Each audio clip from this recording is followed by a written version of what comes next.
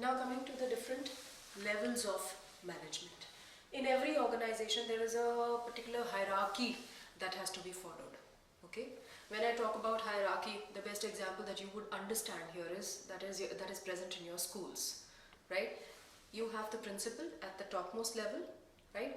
Then you have others as vice principals, headmistresses, and the supervisors. Thereafter, you have the PGTs, that is the teachers who are teaching class 11th and 12th. Then we have the TGTs, and then we have the PRTs, right? So there's a certain hierarchy in an organization which is followed. Now, in an organization, when we say there are top level management, middle level management, and supervisory or operational level of management. At the top level of the management, we have the Chief Executive Officer, the Chief Operating Officer, okay, the Managing Director, all right, the Chief Finance Officer. All these people, they are responsible for framing of policies of the organization, setting up the main goals and objectives to be achieved by the organization. Second level comes the middle level management. Now, after the top level management, they have framed the policies which are to be followed and the goals and objectives which are to be achieved. The same are conveyed to the middle level managers. Now, who all come in the middle level management? We know that the entire organization, it is divided into different departments. We have production department, we have sales department, we have finance department, marketing department, sales promotion department, right? And all these departments, they are headed by a person. We have the marketing manager, production manager, sales manager, human resource manager, right? So all these people, they come in middle level of management. What is their job?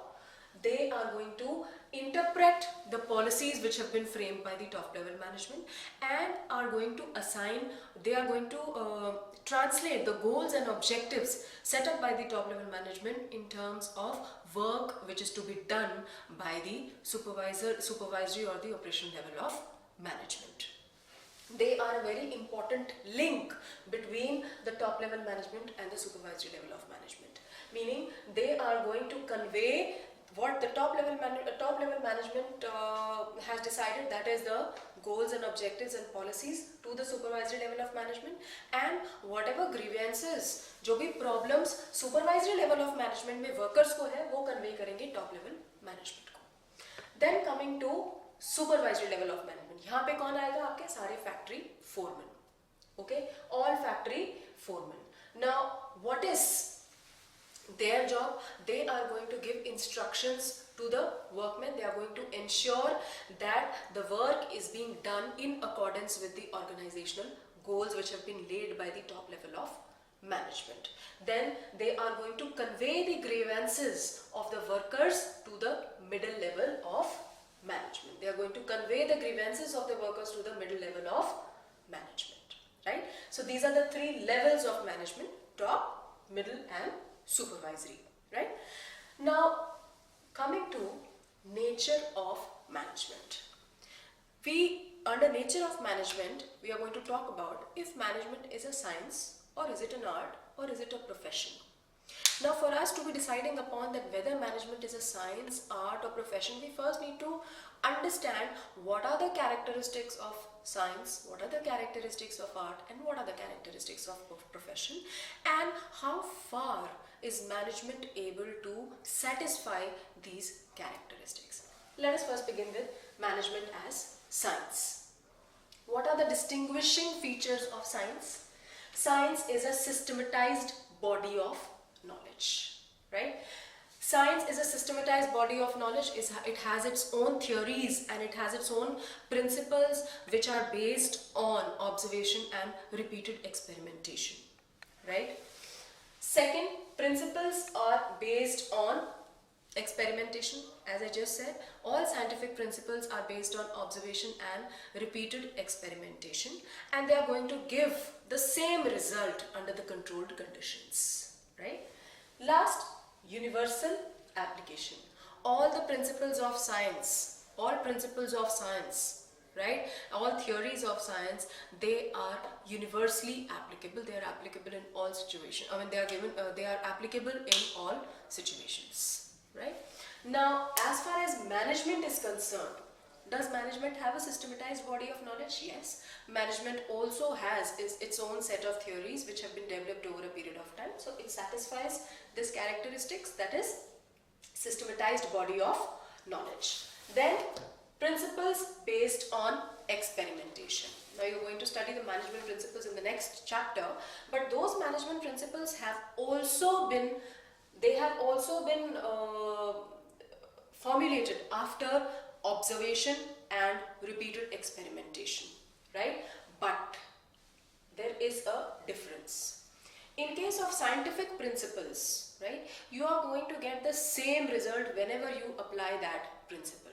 But because management deals with human behavior, it deals with human behavior which is highly volatile, so it is not necessary that application of a particular principle is going to give you the same kind of a result, right? Like if we talk about principle of division of work, right, it may give different results in two different situations. So management principles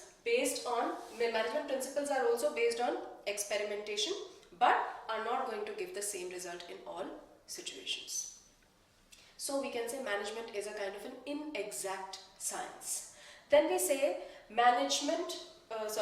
universal application. Scientific principle, we said that they are universally applicable, but in case of management principles are also universally applicable, that is they can be applied in all types of organizations. But as I said in second point also, the result of the application of the management principles is not going to be the same. It is contingent upon the situation in which it is going to be applied. So we can conclude that management is an inexact science. It is an inexact science. It is not a pure science. Second, now moving to management as an art. Now what are the features or characteristics of art? Systematized body of knowledge. Now all forms of art, whether we talk of music or we talk of different art forms, they have their own theories, they have their own literature available, right? Second, personalized application. Now every form of art, for every form of art there is a personal touch to it, right? You have two Kathak dancers, fine, but the way they are going to, their presentations, okay, are going to be different, although the dance form is the same, right? But the way each one of them is going to present it is going to be different. Third, based on practice. The more you practice, the better it is. The more you practice, finer you are going to get. That is a distinguishing characteristic of art, right? Then, creativity. In music, musical notes are only 7, but each and every musician creates a different tune out of it. It creates a different kind of a tune out of it, right? Now, out of these 4 characteristics, right, let us see how many management is going to satisfy. Again, management, as discussed in case of science, it is definitely a systematized body of knowledge because it has its own set of theories which have been developed over a period of time. Personalized application. Now, although it has its own set of theories, it has its own set of principles, but each and every manager is going to handle a situation in a different manner. He or she is going to have his or her own style of handling a particular situation, right? If you look at a teacher also, right? If a cheating case is found in class, one teacher might just slap that student there and then and give you a 0. The second teacher may have a different approach to it altogether. She may counsel the student and make him understand as to why he should not be doing it, right? So although the situation is the same, but I have to penalize the student, that is for sure. But how am I going to do it? Is it going to be, I'm going to be penalizing him in a manner which is going to do some good to him? Or should I penalize him, or the other approach is that I penalize him in a manner that he feels so bad that he doesn't do it ever again, right? So I have dealt with the situation. 2 different people have dealt with the same situation but in a different manner. Then comes based on practice. Definitely, after you've had an experience for a certain number of years, you are in a better position to handle situations at workplace, right? Then comes creativity. This criteria also management satisfies to quite an extent, because after studying all the theories of management, each manager